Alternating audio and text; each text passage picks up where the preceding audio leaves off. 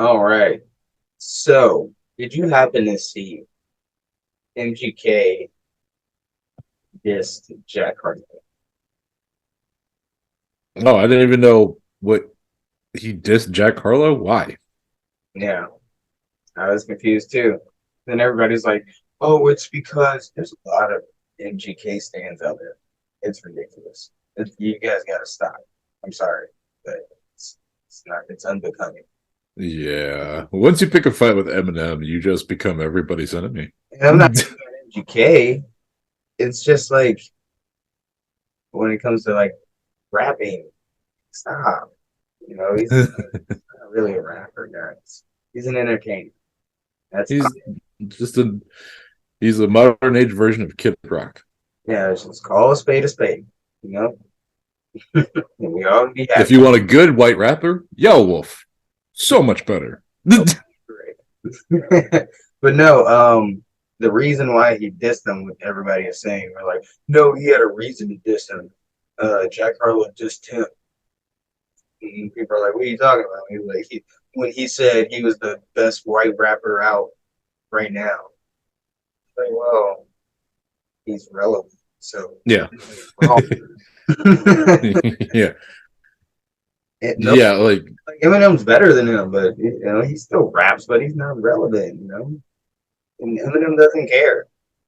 yeah. Eminem's like, do you know what I've done, right? And MGK, didn't you quit rapping after you lost to Eminem? Like a couple, Yeah. And then you became a rocker, yeah, and then you married Megan Fox, and like Pink and was. then y'all got a divorce. Did they get divorced? They're not together no more. No, I don't think they are. Oh, sad face. Um, Sad emoji. but I mean, honestly, the song wasn't bad.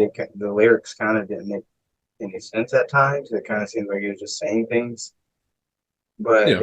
it was kind of funny. But it wasn't like wow, you know, it just happened. If I was Jack Harlow, I wouldn't say anything because Yeah. You'd be like, maybe MVK is a better rapper than him, yeah. He's like, like his realm, I guess.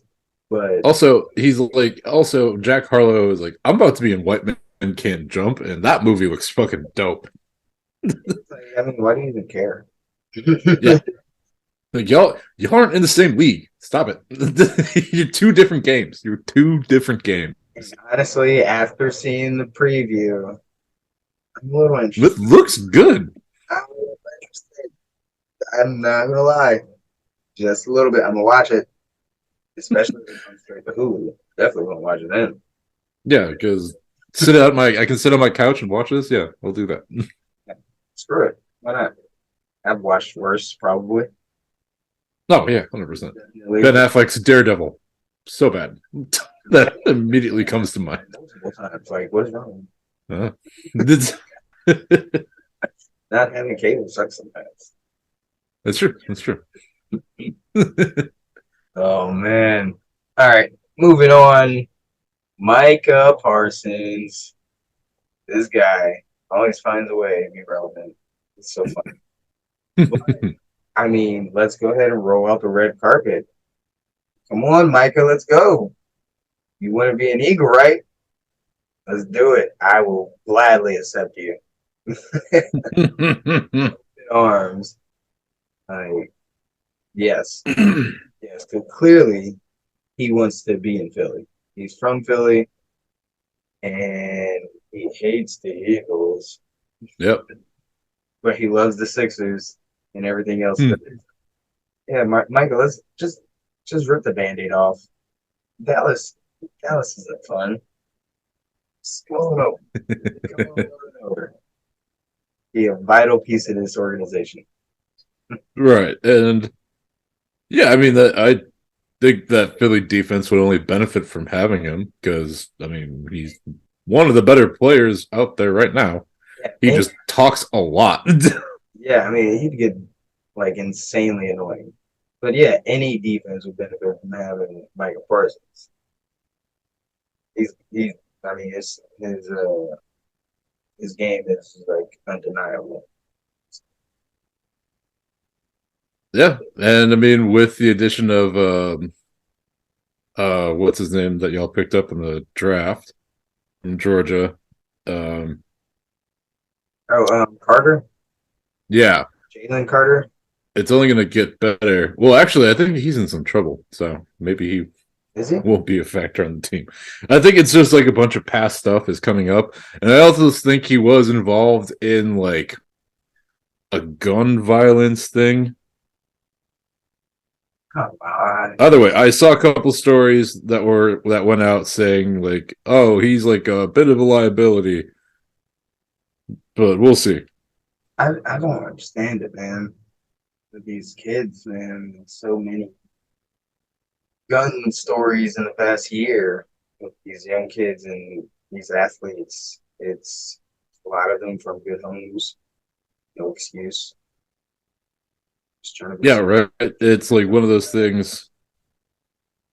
You had everything, and you still have everything. Why are you doing this? And I think there was a video of, for example, Ja right back at a strip club doing the exact same thing that kind of got him in trouble. At least this time he didn't pull out a gun, Yeah, but he gave that speech. He's like, I need to be a better team leader on and off the court and in person. And don't get me wrong, you can go strip club if you want, but don't do it immediately after your team gets knocked out by the Lakers. yeah. Let's. Well, that's different. You know, the whole thing. Yeah. Cancun, we want to Cancun. I'll give him a pass on that one. I'll give him a pass on it. He ain't going to practice. Ain't nobody. No. I mean, some people do that. Kobe, people like that. I mean, but I'm not gonna. Everybody's not Kobe. Everybody's not. Well, LeBron, he'll just go to his yacht. But even Tom Brady, he goes straight to relaxing. Yeah, right. I do understand. It would have gave him a great boost if he had did something, productive right after losing. Yeah, it would agree would have given him a great PR boost. Mm-hmm. Some people are going to talk bad about him even if he didn't do anything. So it's just don't be recording yourself in the strip club. Try not to bring too much attention to yourself. But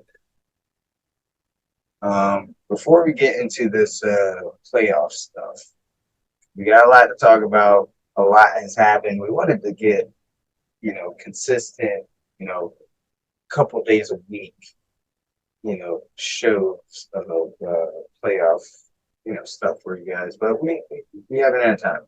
So we'll do a bunch tonight. But I did want to talk about a little bit of anime. Got Vinland Saga. Whoa. Whoa. Yeah, everybody's saying it's been so slow. Yeah, I'm always up here defending it. Now, what you guys got to say? Yeah, I know they're still talking a lot, but it is intense. Like you can, like, it's thick. The air is thick in every episode now. I don't want Nice. too much for you, but Mm-hmm. Thorfinn, he became pacifist for like 2 days, and then he had to throw the hand to somebody. No, of course. Up and the King Kettle, and it's funny because he was a monster back in the day. Called him the Iron Fist on the battlefield. Then he became a softie, and didn't like seeing anybody get hurt. Cared about his slaves, and gave everybody like more than what normal people would give them. And now he has hit a breaking point, and now it seems like Iron Fist is back. Dun, dun.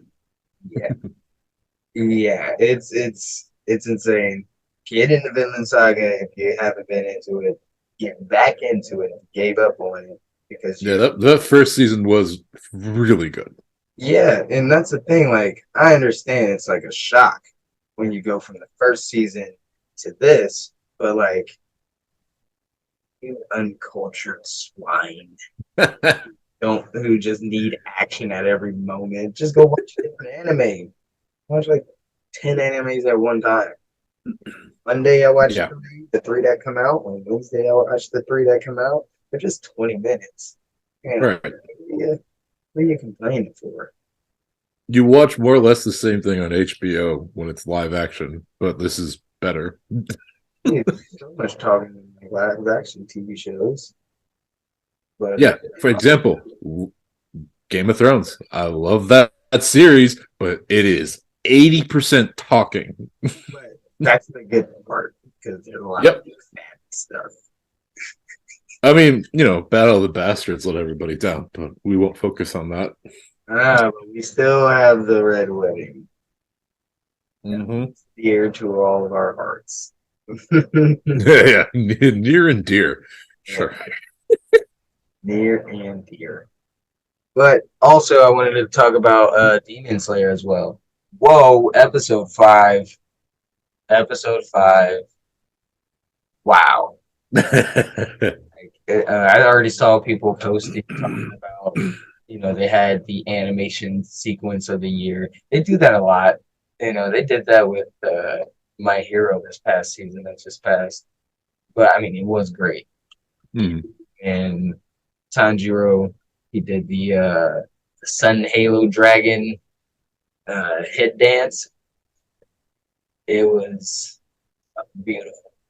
Beautiful. Nice. Spoiled too much for you, but yeah, Yeah, I can't wait to start checking it out because was, I rewatched the second season just to like get myself back on track. yeah, So I'll be on season 3 here soon. nice, nice. All right, so are you guys ready? It is time. It is time to talk some NBA basketball playoffs, to be exact. I know you're all shocked. We never talk about basketball at all. I'm certainly not wearing a Milwaukee Bucks hat right now, still kind of in pain. Please, And also curious about what ownership is going to do because we are partly owned by the Browns owner, and we all know how great the Browns are. So some people are afraid Giannis is going to leave. And well, they are saying Giannis had a hand in the firing of Mike Budenholzer. Yep, and I can understand why because frustrated that they've been close so many times they've only won it once. I think Mike has just become a little too predictable, and he just doesn't hold any power on the team because the team is going to go as Giannis goes. Mm-hmm. And if Giannis is going to want to follow your coaching plan, the team isn't going to want to follow your coaching plan. But again, that's a lot of speculation. I think it's getting to a point where Giannis is definitely being more vocal about what he wants and what he expects from an organization. I believe he's earned that with the amount of effort and what he's done for that team. Yeah, we'll see. It was probably about time for Mike to go anyways. Hopefully some new faces are going to be able to bring the Bucks back up to the top team in the East. Even going to make Philly look silly. I mean, I don't think we need your help to do that. What do you mean, James Harden poor shootings? So on the Bucks first. I'm not sure how I feel about firing a championship winning coach because there's not a lot of them. I mean, I guess there's a handful of them, but it's one of them just became free from the Raptors. Yeah, but he just got fired as well. Mm-hmm. Yeah, that's what I'm saying. And who's to say he did better? He's better than Mike Budenholzer. Oh yeah, no one. And also, with the Raptors coach firing too, there's a lot of internal things that were going on. Because I saw a quick video about how one of the assistant coaches that was on that championship team started getting pushed back to the third line of assistant coaches instead of the number one assistant coach, which he was. And a lot of people were like, and the only reason that would happen is if head coach had some issues with them.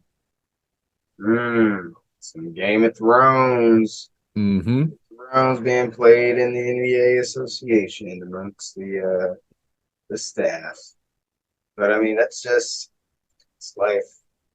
Every single place you go, there's gonna be a Game of Thronesy type of way. There's a way to move up in the world. But This is the way. but I mean, like, how would you feel getting Nick Nurse? I mean, I think they are pretty much the same coach. So it'd be one of those things where it'd be like, like cool, I guess. Would you like it more than you didn't like it?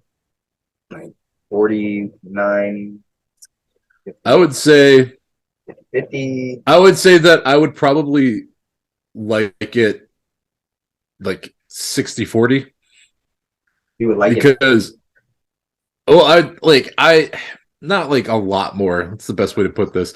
Yeah, though. So like basically what I'm saying is they'll be the same coach, but it also will be a younger mind handling a team that is not necessarily young, but they're going to be bringing in a lot of young talent, and they'll need like a coach that will be able to handle that. Also, a big thing too is it's gotta be a coach that's going to be able to actually want to sit and work with Giannis the way he wants it to go. Okay. So it'll be hard. It'll be hard to find a coach that's going to be able to truly lead that team. Because, I mean, thinking of like available coaches right now, none of them are like truly standing out in my mind as like, yes, this was what like will fix the issues the Bucks are currently having. Okay. I think you may have talked me into Nick Nurse for you guys a little bit more. I may have had a little bit of bias, sexual bias towards him, but still, I mean, they were so bad after Kawhi left. Oh, yeah. Good for a little bit, and I think that was just on the players. And then, well, that was a good mixture of a team. It was still like Kyle Lowry when he could still be an active scorer when he wanted to be, barely. Not Kyle Lowry. He is not. Also, Siakam becoming sixth man of the year. Yeah, when they won that. And that's where I'm kind of holding that on Nick Nurse. If they were doing great, and then something happened, and then they stopped playing. You have Fred VanVleet. You know, it seemed like he wasn't too entirely happy there at one point, or he still is now. Who knows if he'll come back? I think he's at the end of his contract or something like that. I'm not sure. Yeah, at this point he probably might be. Yeah. I mean, it just doesn't seem like anybody really likes. It doesn't seem like they don't like it there, but it doesn't seem like they like it there a lot. It doesn't seem like they have fun playing basketball together, and that seems like a coaching issue. Yeah, if if the head coach doesn't have the players, or vice versa, it's a not fun situation to watch. Exactly. Where again they were such a powerful team, but then the moment Kawhi left, they fell apart because there just wasn't that type of glue of a player to keep them going. Yeah, and I mean, to be fair to Nick Nurse, he lost Kawhi Leonard. Mike Budenholzer did not lose Giannis. Right. And to be fair to Nick Nurse also, he is a championship winning coach, not just in the NBA and the G League, et cetera, et cetera. I think it was like overseas as well. But so maybe it's just, the chemistry and with the players and him aren't there with that organization. It may be there, maybe that's exactly him and Giannis might connect. So kind of, maybe I'm more in on them in Milwaukee than I just was. But honestly, if he's going to be better for you guys, I don't really want him there at all. So, well, yeah, we'll see. If I wouldn't be surprised if we also somehow picked up Frank Vogel, because he's also available, and poor decision making. Even though he's a championship winning coach, It's because he had LeBron. But it's hard to coach like LeBron and squad, and he did do a bad job. Hmm. He did. I don't know if he's good or not. But how hard can it be to coach Giannis? You know, True. you guys got good players around him. Maybe For now. maybe he just has to be like the black guy. Yeah. And I think a big problem this year also for the new season coming up is the Bucks just aren't going to be the same team. Like Giannis will be there, but everybody else is probably going to be gone unless they want to take some pay cuts. Good point. Because I mean, him and Middleton have been together for years. They started together and like helped build this Bucks team up. But at this point, like if you're Middleton, I mean, I don't really anticipate him being one of the players that leaves, but he could be one of those players that he gets offered more money somewhere else that needs a solid shooter, which I mean, that is a significant amount of the NBA now. That's gone. And it's going to be hard to find somebody that's going to gel as well as Middleton and Giannis have. So that's also going to be the hard part for the new coach coming in is how much of the team is really going to be the same. Yep, I'll be interested to see how that shakes out. Yeah, it should be good content. Oh yeah, it'll keep me busy. Nerve-wracking for you. Yeah. All right. On to what's going on in the playoffs right now. We have Joel Embiid almost killing a man. Dude, that was brutal. Very good. Have any of you ever seen American History X? Yeah. Because it gives that vibe. It went through my head. Yeah. I mean, like it's smashed like a cartoon. So for those of you that don't know what we're talking about, Grant Williams from the Celtics and one other Celtics player happened to be on the ground. While our MVP winning, congratulations, Joel Embiid he accidentally stomped on Grant Williams' head. So he stomped on the back of his head, and Grant's face went straight into the court. It looked straight up like from a cartoon. His face was basically flat. It was bad because he pulled up immediately and blood started pouring. I mean, it was by far to me one of the most gruesome things to watch that did not have to do with like a limb or a bone, that's not like on a limb or something like that. It was, and just the fact, one of the most gruesome facts is knowing that Joel is 280 plus. And not at full force. The other foot wasn't on the ground. He was trying to jump over them. Yep. Had no idea his head was right there. And like it was the whole foot, not tap it. It wasn't a heel. It was like step. Damn, Gary Payton Jr. is going off right now. Sorry. I love the guy. He's one of my favorite players as well. I want to get a jersey. But yeah, man, that was terrible. And I was just talking about him to my wife before that too. I was like, Grant Williams. I hated him so much. I don't know what it was. The way he plays defense, the way he talks trash, but like keeps gaining my respect. I like him because he's just a good dude. Like he just plays hard and he talks shit on the court. But he's a good dude. Like Joel went up, was so apologetic about it, and he's just like, no. It's playoffs. He's like, dude. It wasn't none malicious, This isn't a Draymond situation. You're good. Man, I wouldn't be mad either. Woo, baby, that was something. Oh, yeah. Sorry, Grant Williams. That was smushed. Yeah, that was brutal. But I'm just more amazed that that's all that happened to him.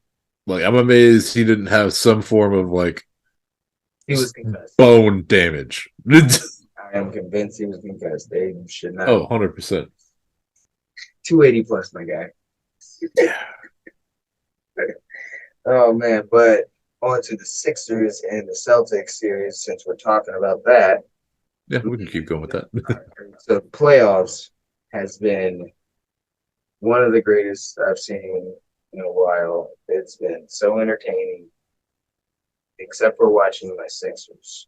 It's the most nerve-wracking thing in the world. Like, I don't know who enjoys that. Do you enjoy watching their games? I don't. I can't stand it. It's like playing a mirror. The Celtics play just like the Sixers. We just be giving the game away. I can't turn the game off because I'm mad because the Celtics damn sure are going to let us come back. And then we just would be like, what's going to happen?